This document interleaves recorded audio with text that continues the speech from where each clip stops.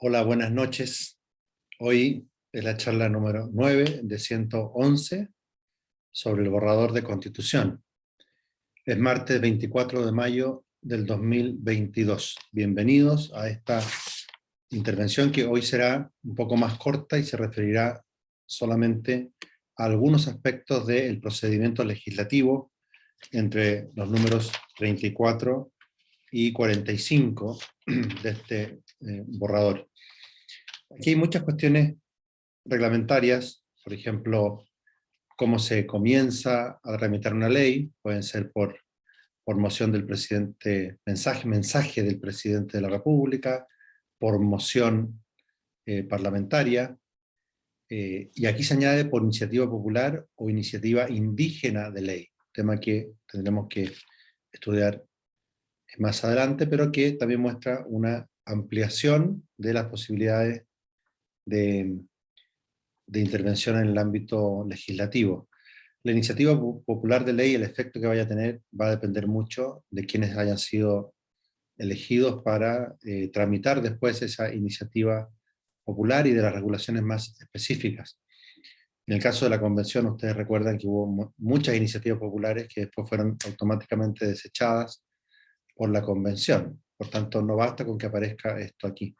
Y en cuanto a la iniciativa indígena de ley, también tenemos que ver las regulaciones más específicas, pero esto se enmarca en esa línea de ideología indigenista que, junto con la ideología de género o la ideología de la democracia sexual, está secuestrando la Constitución. Y también pueden venir a través de la Cámara de las Regiones en cuestiones que sean propuestas por las asambleas regionales y que sean materias de interés regional, pero tienen que ser patrocinadas por la Cámara de las Regiones. De todos modos, siempre, cualquiera sea el origen, se tramitan en el Congreso de Diputadas y Diputados.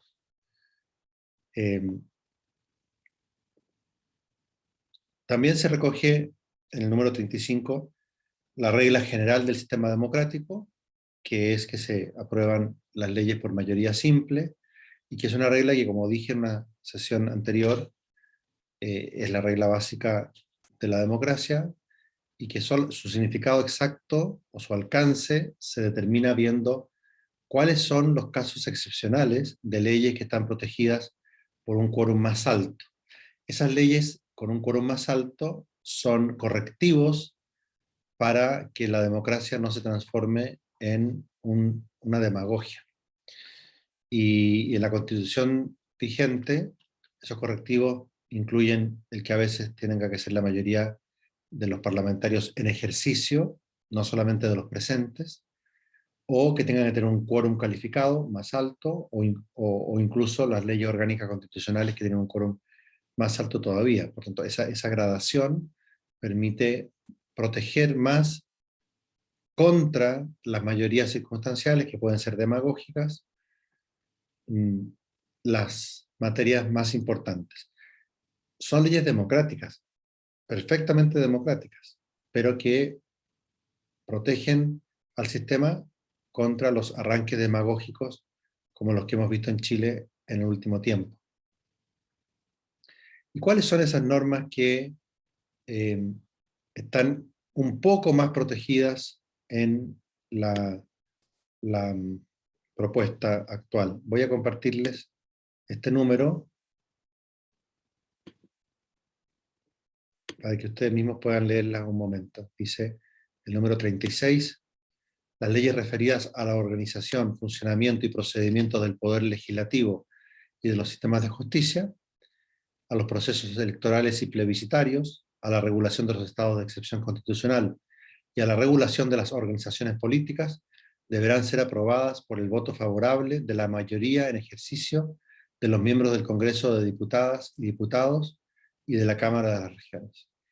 Estas son las leyes que en principio exigen un quórum un poco mayor. Como se ve, son muy pocas materias las que están especialmente protegidas, aunque hay otras materias, como ustedes han visto, que están protegidas porque exijan la concurrencia del presidente de la República, y hay otras materias que están protegidas porque exijan la aprobación de la Cámara de las Regiones. Es decir, unas pocas salvaguardias hay para que una Cámara de Diputados no se transforme en un poder absoluto y también posiblemente demagógico.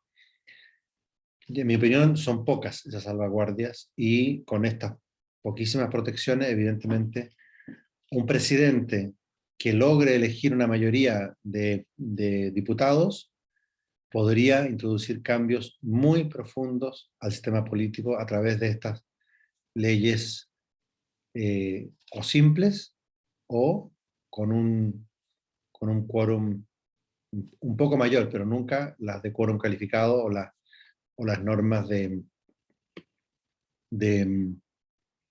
las leyes orgánicas constitucionales que actualmente existen. Los artículos que vienen después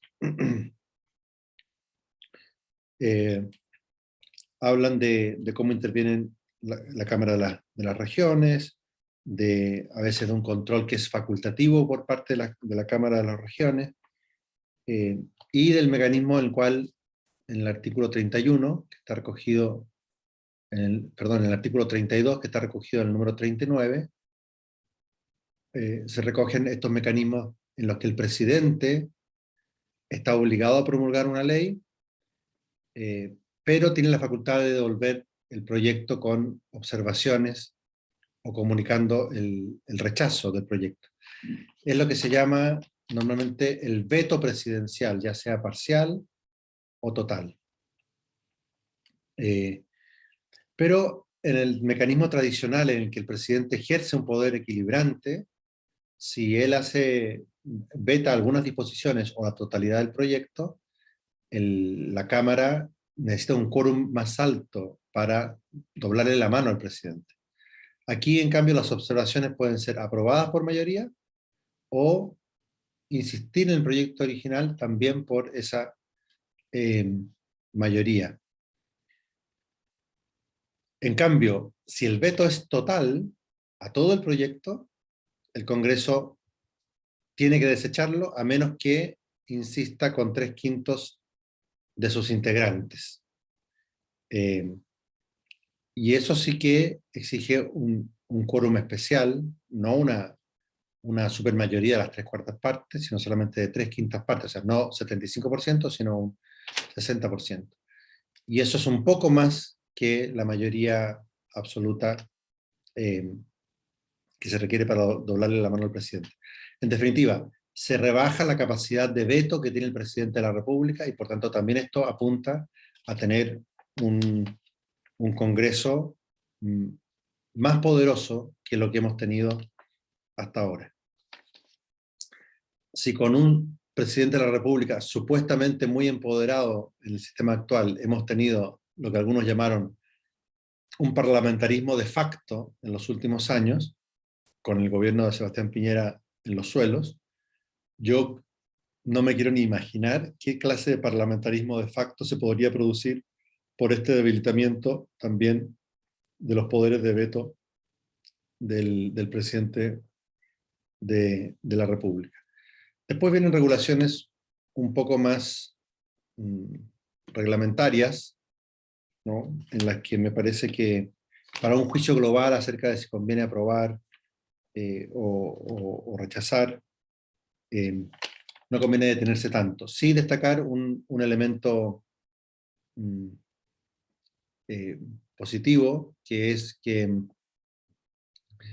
en todas las materias presupuestarias, financieras, se recogen mejoras que se habían introducido en la Constitución de 1980. Es decir, la Convención Constitucional, a pesar de todos sus defectos, algo aprendió de lo que mejoró el constitucionalismo o las normas constitucionales chilenas en los últimos 50 años. En concreto, por ejemplo, que si el proyecto no es aprobado dentro de los 90 días, comienza a regir el siguiente. Esta es una regla que evita que se vaya a producir lo que pasó con lo que provocó la guerra de 1891, la guerra civil, en la que el Congreso se negó a aprobar la ley de presupuesto y el presidente Balmaceda se sintió obligado o se vio obligado a comenzar a gobernar por decreto, lo cual es por definición una dictadura, y como el Congreso no aceptó que se impusiera la dictadura de gobernar por decreto, sin haber aprobado la ley de presupuesto, se desencadenó esa guerra civil. Ahora no, ahora si el Congreso no tramita una ley de presupuesto distinta a la del presidente dentro de los 90 días, comienza a regir el proyecto enviado por el presidente. Y hay muchos artículos un poco más eh, reglamentarios sobre cómo continúa esta tramitación de las leyes. Sí se prevé en el número 44, artículo 37, que haya espacio de participación popular, incluso en relación con la ley de presupuesto. Nuevamente, aquí puede haber un flanco abierto a la demagogia, pero es participación, no es que sea vinculante esta participación, y por lo tanto, en principio, como forma de participación, yo creo que también puede ser buena, pero que se abre un flanco a la demagogia me parece también evidente.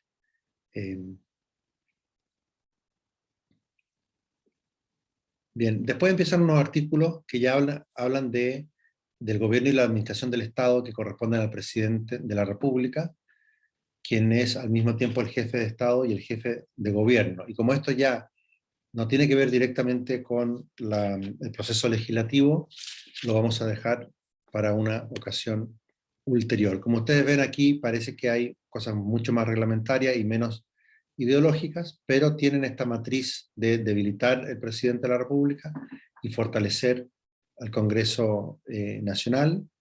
Y bueno, es un tipo de preferencia, por decirlo así, que está dentro de los márgenes clásicos y no tiene el carácter subversivo de los primeros artículos en los cuales se impone la ideología LGTB, la ideología de género y la ideología indigenista. Tampoco tiene el carácter totalmente contrario a la tradición chilena de la plurinacionalidad y el multiculturalismo, predicados de modo muy artificial respecto de lo que somos los chilenos realmente, que he comentado en ocasiones anteriores. Por hoy eso es suficiente, porque mañana nos detenemos ya en el presidente de la República y también trataremos de ver los artículos en su conjunto, observando solamente aquellas cosas que pueden ser más determinantes para formarse un juicio acerca de si aprobar o rechazar este proyecto. También lo digo porque este es un proyecto muy largo y tenemos que ver algunas cosas más rápidas y por encima, para tener tiempo de analizar las variaciones que introduzca la Comisión de Armonización, que tenemos que tenerla en cuenta después. Christian Barnken, hablando por los Amarillos por Chile, ha llamado a la convención a rectificar algunas cosas y casi parece que les pone condiciones, ¿no? Es decir, ustedes rectifiquen esto y ya vamos quizás a estar de acuerdo. Mientras tanto, esto parece que no se puede aprobar. Sin embargo, varias de las cosas más importantes, como las que yo he mencionado, Christian Barken ni las menciona. Con lo cual, los Amarillos por Chile están en una situación, ¿cómo llamarla? Sí, amarilla. Hasta mañana.